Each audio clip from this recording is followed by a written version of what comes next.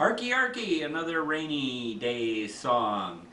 It's rise and shine and give God the glory, glory, children of the Lord. That's the chorus every time, okay?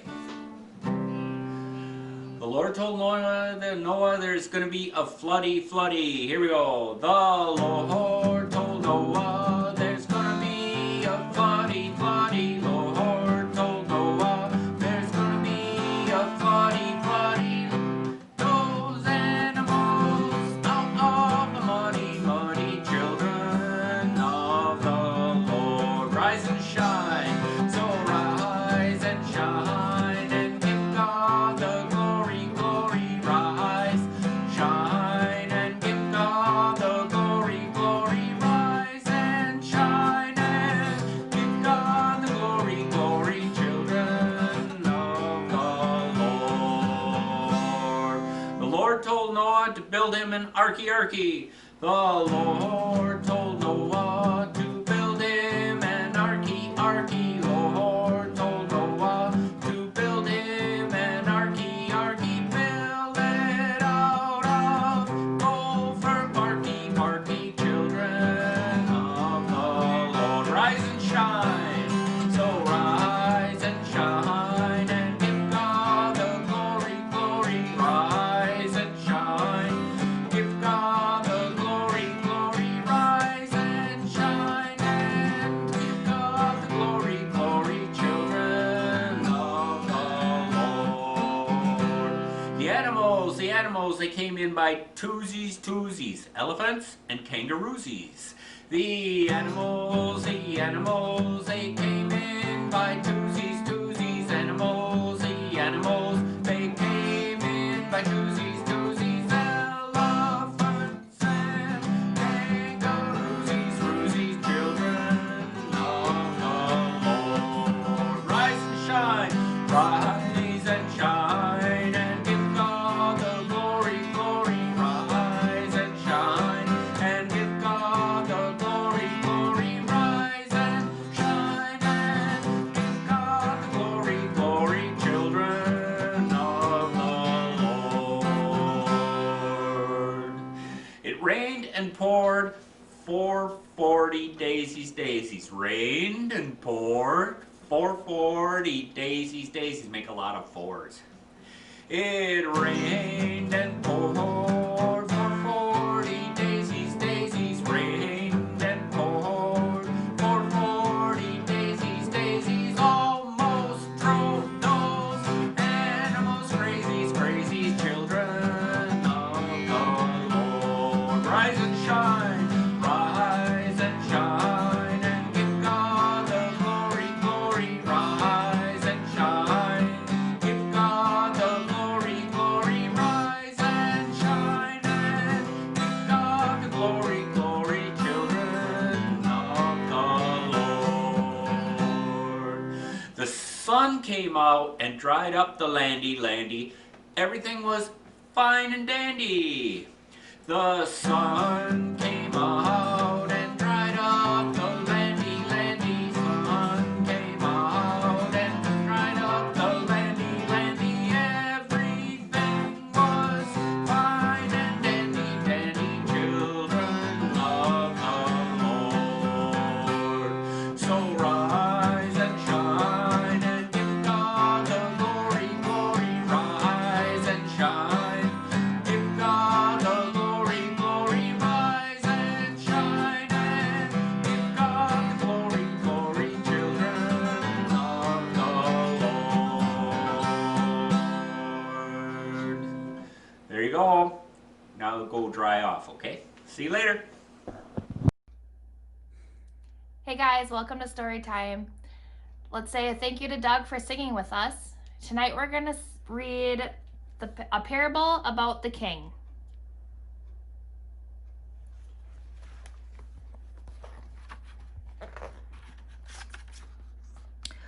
Once upon a time, a young princess became angry with her father, the king. The king had required her obedience to clean her room, but she had countless servants. Why should she pick up after herself? I know what I'll do, the princess said to herself. I'll teach everyone a lesson. I'll run away from home and leave my room messed up just like this. She searched through her dresser drawers for old clothing, pitching what she did not want on the floor. Finding the clothes she wanted to dress up in, she disguised herself as one of the village peasant girls. Then she quietly slipped out of the castle's secret door. The princess knew her father, the king, would not discover her missing for several hours because he was attending to important business. Walking a short distance, the princess soon found herself in a neighborhood lined with markets and merchants. On a narrow back street, she met a group of children playing stickball. She thought to herself, "They are having so much more fun than I ever have. I'm tired of being a princess. I shall be like them." It wasn't long before the children asked her to play stickball with them. She was so happy. The princess quickly caught on to their game. She elbowed whoever got in her way, just like them. She cursed when she missed the ball, just like them. And when she fell, plop, she fell straight into the mud, just like them. Suddenly, a young girl appeared at the corner of the street. She called to the children, "Come, hurry! Something really big is happening on Main Street." Sticks flew into the air and the children ran toward Main Street. The princess was quite proud of herself, for she could run very fast, just like them.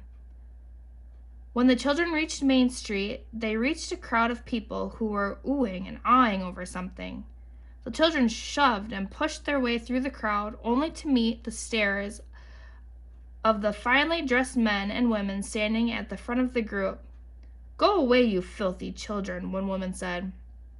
And since the princess said, "I am no filthy child, I am a her words trailed off. Looking at the children standing around her, she thought to herself, "I used to be a princess. Now I'm just like them." With new resolve, she began to elbow her way through the crowd again, purposely getting mud on the hem of the fine dresses and skirts. "It's no use," one of the boys finally said. "We can't get to the front of this crowd." "Hurry, let's go climb that tree over there." The children hurried to the tree and, just like monkeys, scurried up to perch on the branches. All the children managed to climb the tree, except for the princess. Trailing behind them, she assured herself, "I can climb this tree. I can because I'm just like them." As she pulled her way to the second branch, a small limb caught the threads of her skirt and threw her off balance. Not being able to catch herself, she tumbled out of the tree and fell on the ground with a thump. The adults turned around and peered at her with disgust. The children in the tree laughed and yelled at her, "Get up here, quick! It's coming! It's coming!" She didn't know what was coming, nor did she care at this particular moment. Humiliated and bruised from the fall, she wanted to cry. But she was like them, and they certainly wouldn't cry. So she cursed instead. Determined, the princess finally made her way up the tree and settled insecurely on a lower branch. "What are we looking for anyway?" she asked. "It's the king," yelled the other kids. "Don't you know a king when you see one?" They sneered at her. She slowly pulled herself up to the next branch and stretched to see the king. An envoy of dignitaries stood beside a lavish coach. When the door opened, out stepped the king, so tall, so dignified, so royal. "Hail, His Majesty the King," an aide announced. The crowd responded, "Long live the king." The dignitaries dropped to one knee. The crowd bowed before him. Only the king was left standing. Then one of the boys in the tree whispered to the group, "Hey, we have a perfect shot from here. Let's throw our best spitballs right in his face." Horror struck the princess's heart. "You can't do that," she pleaded. "Why not?" the boys demanded. "Because he's the king," she said. "So what? Big deal," they said as they began to throw spitballs at the king. "Stop!" the princess cried. Stop, please! That's my father! The tears she had so valiantly held back earlier now spilled down her cheeks. Sure, and my dad is Abraham, they mocked her. No, I mean it. It's true. The king is my father, she pleaded. But the children just laughed harder. Look at you. You're just like us, they sneered. You don't have a father. The princess looked at her father just in time to see him wipe something from his face. He looked up into the tree as the children yelled and cursed at him. Indescribable shame filled her heart. She was sure her father had seen her, but maybe, just maybe, he hadn't recognized her.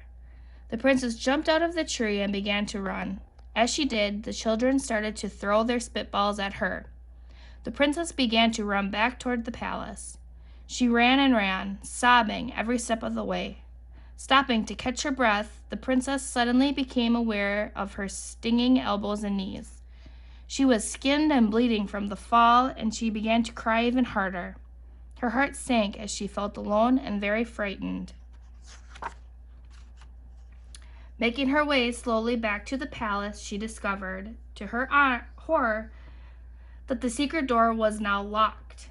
She ran to the next door, but it was locked too, as was the next and the next door. Oh no, she cried.